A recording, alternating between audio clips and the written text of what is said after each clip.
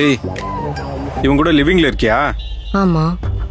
அது எப்படி என்ன காதலிச்சுட்டு அவங்க கூட படுத்து இருந்திருக்கிற? டேய், லவ் மனசு சம்பந்தப்பட்டது, லிவிங் உடம்பு சம்பந்தப்பட்டது.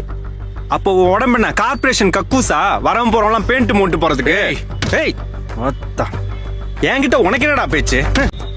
அதே பண்றா, 4 காசு இருந்தா போதும் இந்த மாதிரி இழிச்ச கூமுட்டைங்கெல்லாம் தேடி பிடிச்சி பீரை கீரை வாங்கி கொடுத்து கரெக்ட் பண்ணிடுவீங்களா? உங்க வீட்லயும் பொம்பளைங்க இருப்பாங்கல்ல, அவங்களுக்கும் பீரை கீரை வாங்கி கொடுத்து கரெக்ட் பண்ண வேண்டியதானே? ஏய், உன்னுடு ஏன்டா இப்படி பூமர் மாதிரி நடந்துக்கற? பூமரு 1.5 அடி கேப்ல தாண்டி திங்கிற இடமும் கழுவுற இடமும் இருக்கு.